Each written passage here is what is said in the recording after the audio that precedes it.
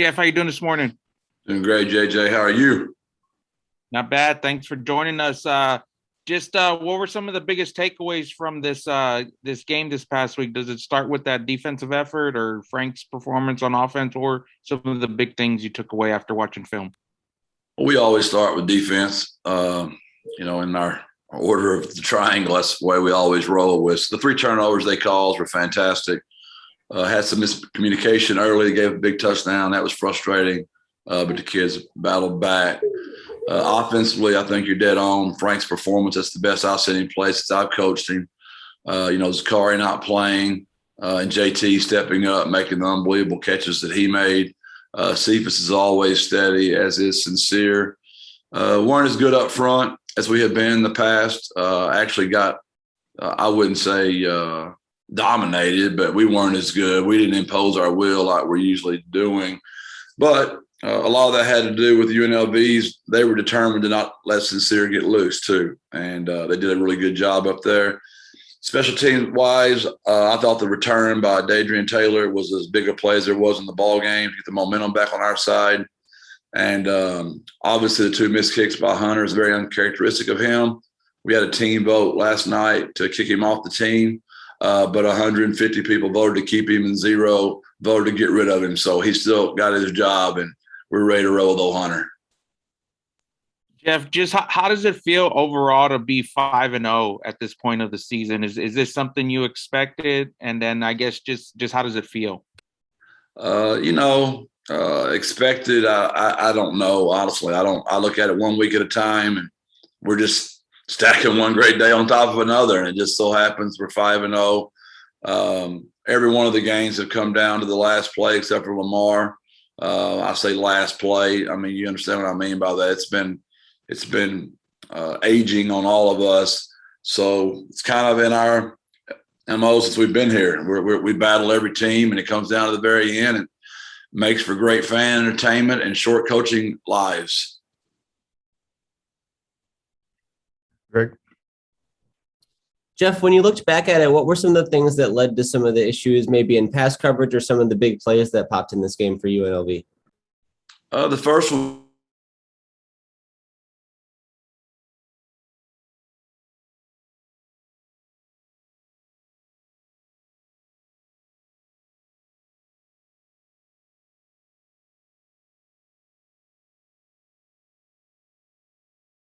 pretty spoiled when people are asking about your defense. When our offense only scored 27 points, whatever it was, 24 points. That's whenever your defense allows 17 points in college football, they played pretty good. I'm sorry, I don't know if it was on my end or if everybody else had the same thing, but it seemed like you broke up at the beginning of that. If you could, we caught from we're spoiled about the defense, but I didn't hear anything before that point. That's probably all you needed to hear. No, I'm teasing, Greg. The first one was just a miscommunication in the back. We just didn't. We communicated something and we didn't get it all the way echoed. Some other ones were just some MAs, just some missed assignments, and it just so happened that every week you have a couple of mistakes by the kids, and it just seemed like both times we made the mistakes, they had the play call right there.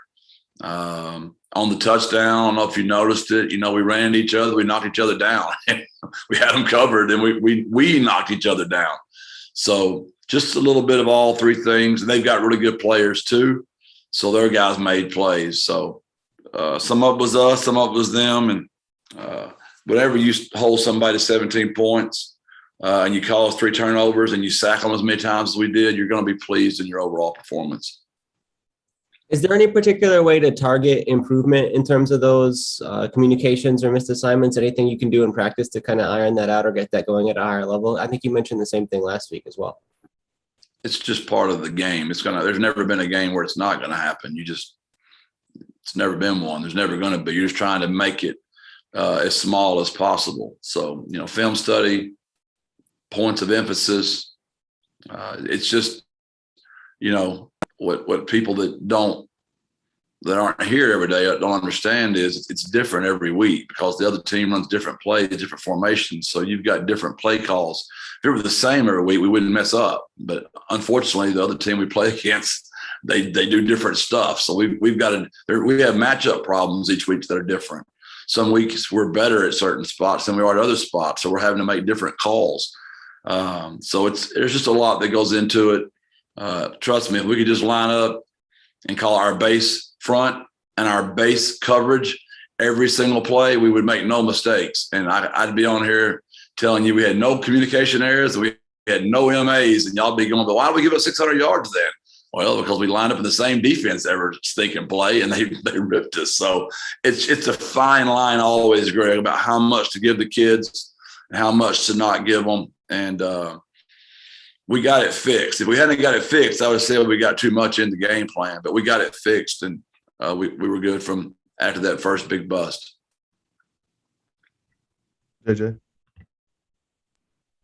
Jeff, what's the status of Zakari Franklin? Well, no, we thought he could have played Saturday. I just didn't want to risk it. So we'll see how he looks this week and make another game time decision. He always says he's good to go. He was pretty upset that I didn't let him play Saturday. I just would have felt guilty my whole life if I'd have gone out there and got that kid injured. I just think he's been playing through a lot right now with 2 different injuries, and I want to get him just well for conference. We don't have our open week for still another month away. So I try to give him an open week this week. And luckily, Frank had his very best game, and JT Clark really stepped up. And how that wasn't an ESPN play of the day, I'll never know. That was an incredible catch in the back of the end zone, right in front of another packed student section. Keep the taquitos and pizza coming, whatever it takes to keep those kids coming to the game, man. We got to teach them when to cheer and when not to, JJ. They're loud. We're down there with a ball in our hands. We got to be quiet down there. JJ, help me out. Greg. Jeff, what did you make of the way Daydream Traylor played against UNLV? Did you see a difference compared to some of his previous games earlier this season? No, he plays that way every day in practice, every game. It just so happened that the plays came to him, so y'all noticed him more. But he does that every single week. He is the epitome of perfect effort. He's probably too small and all those things people want to say about him, but man, he represents the city of Shiner at all times, man. He is a ball playing Jesse. He's a joy to coach, and he loves football. And we'll ride all day with number 7 now. He can play. Yeah, you mentioned for a linebacker, he's probably a little bit undersized compared to what you would typically see. How did you guys kind of settle him into that role when you first got here and you got used to working with him? He just bought into the culture from the very beginning. I mean, he really has been one of our, he's been a single-digit guy now 2 years in a row, and he is all in. He has helped me flip this program, just how much he's been bought in, how much he believes in us, and he's the epitome of what we're about. I mean, he's a joy to watch. I mean, I would, if I were a spectator, he'd be one of the guys be a guy I'd watch. And we're seeing him at kick returner for the first time this year, and he made a pretty big impact play on Saturday. How did you guys get him into that spot, or was that something he wanted to do? How did that come together? It's the great thing about recruiting small town football players. They come from smaller schools. They play both ways. So he's had the ball in his hands. He was a good offensive player in high school. So he told me he was, and I just wanted to look at him back there, and he was right. He's a really good football player. So he makes great decisions back there. He hasn't made a bad choice yet back there. When to bring it out, when not to bring it out. His decisions have been just spot on. So he's really good at that as well, Greg. JJ. Jeff, you guys got some more votes this week in the AP poll. Does that mean anything to you guys, or is that just something for the fans to jump on board? Well, we're not going to talk about it because it's something we can't control. Last week's culture pillar was trust the process, which means control the controllables. We can't control that. We do understand for our university, President Amy states it over and over, we're the front porch of the university, helps our basketball team recruit, helps our soccer team recruit, track, golf, tennis. So it's good for us. The more we win, the more national recognition we get, the more people are used to seeing the logo, the more they're used to seeing UTSA, and it helps us all recruit. So we understand that, but we can't control it. We just got to keep playing good football. If we keep playing good football, we'll get recognized. If we don't, we'll be an afterthought. The defense had another pretty good game against the run this week. It's several weeks in a row. You guys have been pretty stout against the run. What do you attribute that to? We've got really good players that play really hard, that believe in the culture. And that's where we start, is on defense every day. Now, I will say we're playing against the best offense we've ever gone against this week, the best quarterback we've gone against. And just so happens he's from Texas. One of the best receivers is from Texas, and the right tackle is from Texas. So they've done a great job recruiting our state, and we've got to do a better job of keeping those kids in our state and playing for UTSA and not for the Hilltoppers. They've done a fantastic job. They're really, really good on offense. Defensively, they had the preseason player of the year, number 10. They're a really good football team. If we had played Army, if we had played Indiana, and if we had played Michigan State, I'm not so sure what our record would be right now. Are you surprised you guys are underdogs this week? No, I'm not. We've only been playing football for 10 or 11 years. Western Kentucky's been playing football really well for a long time. And, you got to keep winning games for a while. You just can't show up and be a flash in the pan.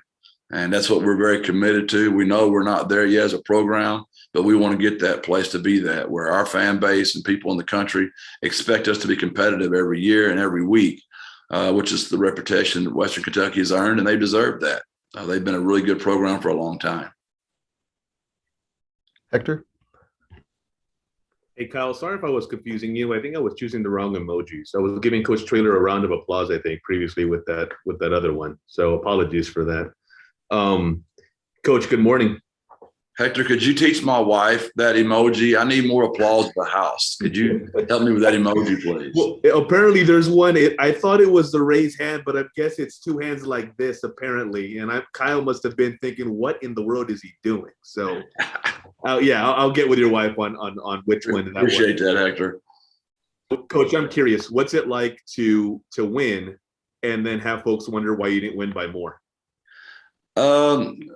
That's a good thing. My locker room wasn't happy either. It's a mature football team. They wanted to play better. And my dad called this morning. He's like, why didn't we win by 20 like everybody said we were going to? I'm like, Dad, did you even listen to a word I said? I said, they're a really good football team. They've played really good people. And, most fans don't have the time. I work 100 hours a week. I mean, most fans don't have 100 hours to be watching video to know what the truth is. They just read the newspaper, make a 5-minute synopsis of the last 5 weeks of the season where I get to rewind every play. I get wide angle, tight angle, end zone.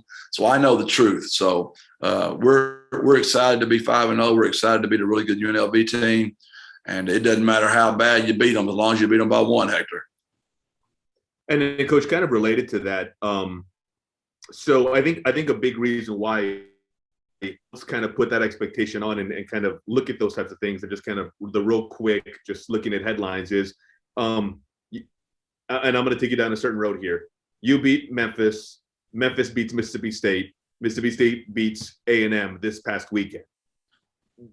I know that you don't spend any time thinking about that, but in terms of just the quality of the quality football that you guys are playing, does that kind of factor in anywhere with you in terms of what you guys have been able to do to this point, and not only being 5-0, but some of the teams in which you've been able to beat and getting to 5-0?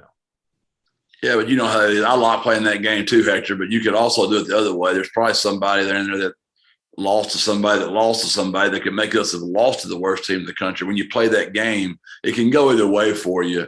Each week's a different week. You don't know about injuries. You don't know about matchups. You don't know why that stuff happens. It's a crazy game. It's not a basketball. It's not a baseball. It doesn't bounce pure. It's a football. And sometimes those things just don't go your way. So I don't know how to explain it. Some people call it football gods. Some people call it luck. Whatever way you want to go down that road on, I don't know, Hector. We're going to – I know y'all get tired of hearing it. What can we do? And today is an academic day. And we're going to be the very best we can be today. If we keep doing that, the rest of that stuff will take care of itself. But Western Kentucky's earned that. They've been a really good program for a long time. They've been better at football longer than we've been playing football. So there are a lot of people just now hearing about UTSA for the first time, and we just got to keep getting that where it's the name recognition and recognizing the brand is something they're used to, Hector. Thank you, Coach. Thank you. Greg? Jeff, it seemed you guys had a little bit of a tough time getting the run game going on Saturday. Was that just some of the O-line fluctuations or just UNLV's focus on that? Or what do you see that led to some of those things? A little bit of both. They were very committed. Obviously, with Zakari not being out there, I'm sure they saw that and they were like, let's just take away number 3 and see what else they got. And, JT showed up and Frank played his best game of the year. They gave it to us pretty good up front. They were very physical. And I don't want to make a soft bet for my kids, but we didn't get them to Thursday. They were off. They got injured Saturday, didn't do any rehab Sunday, rehab Monday, rehab Tuesday, rehab Wednesday. So they got a light practice on Thursday. I walked through on Friday. They went out there and played. So, I'm not going to make excuses for my kids, but that's just the truth. And also they did a very good job of scheming us. And they were smart. They made us do something we haven't been doing a lot of. And Frank played really well and threw the ball around. Beyond just this week and looking at the season as a whole, how do you assess the red zone offense that you guys have put together to this point?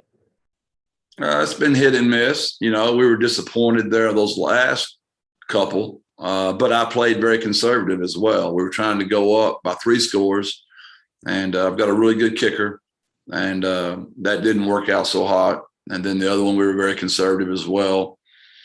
Penalties hurt down there, the face mask, I'm sincere. That was a tough call, 15 yards, the bad snaps.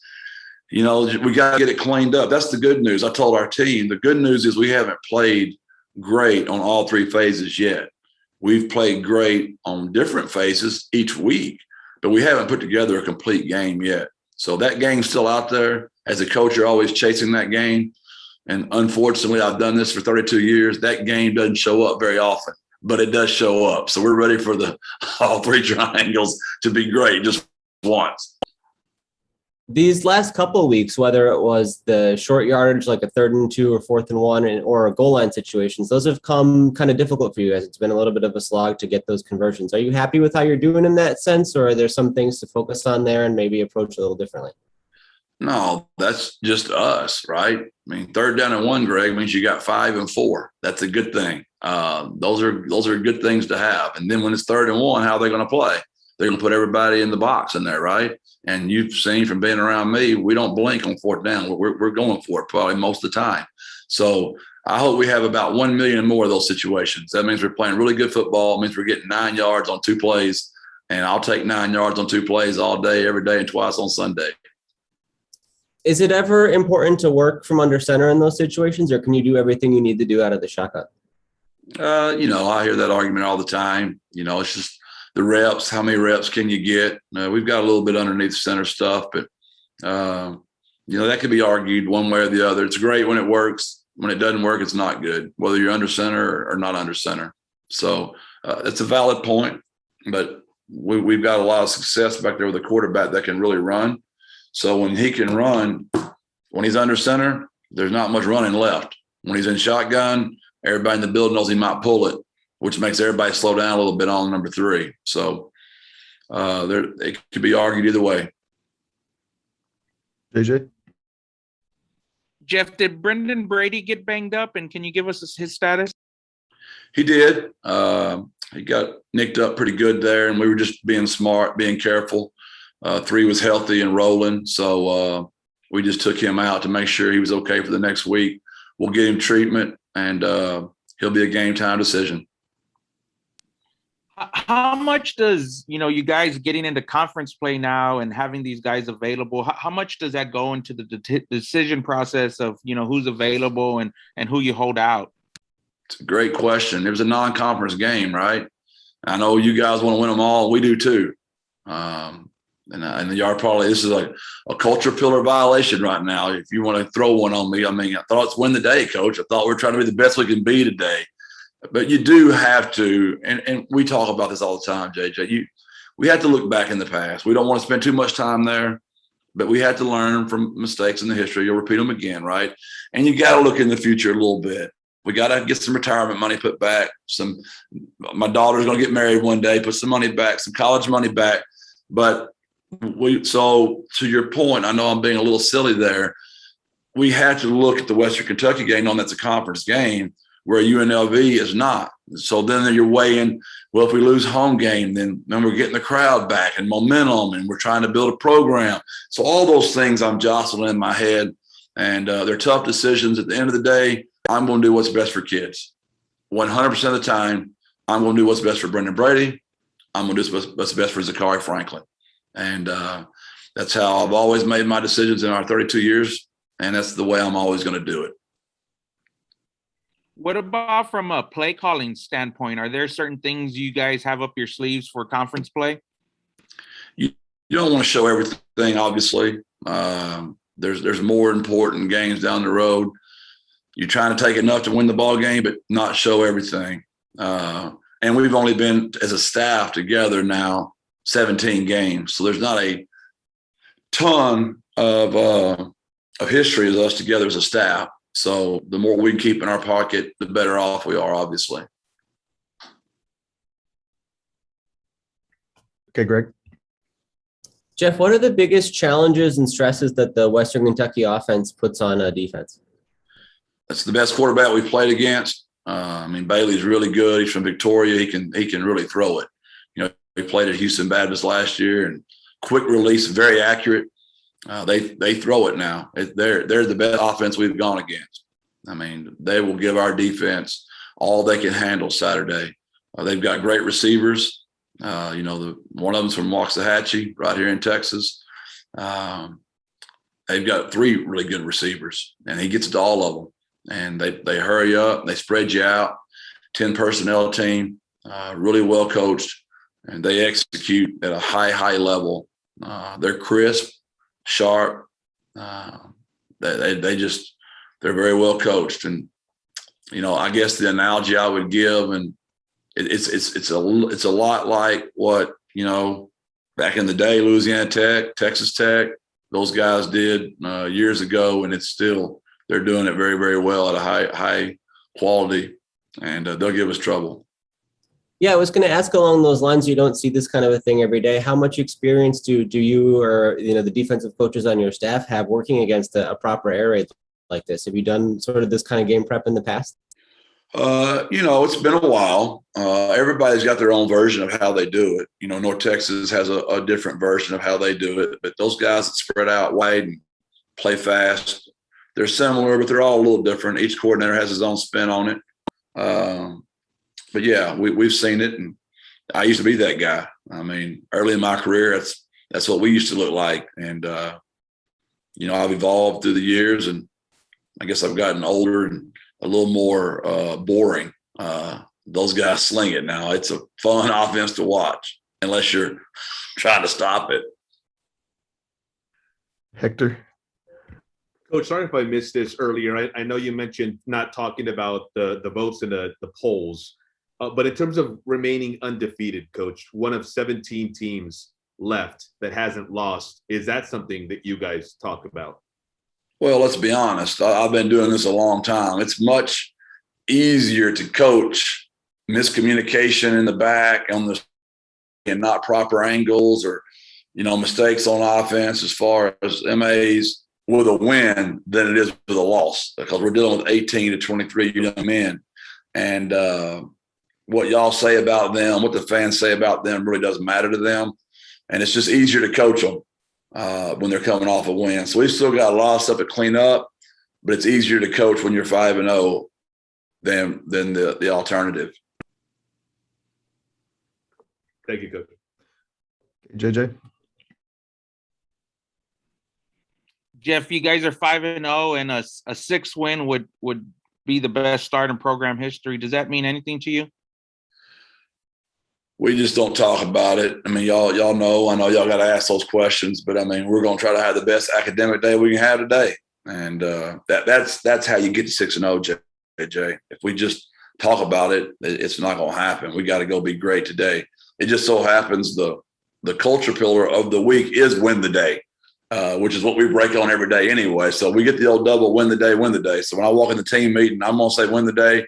My team's going to say win the day back to me. So it's always kind of funny when we do this. It only happens every 8 weeks, but on this 8th week when it comes up, and I walk in the team meeting, everybody kind of chuckles because we get the old win the day, win the day. So that's where we're going to stay, right in that lane. And if it happens, it happens. That's why I got JJ and Hector and Greg. You guys are going to make sure and remind me of all that good stuff. And I'm going to try to keep trying to win the day, brother. All right. Thanks, everyone. And thank y'all. God bless. Birds up. Thank you, Coach.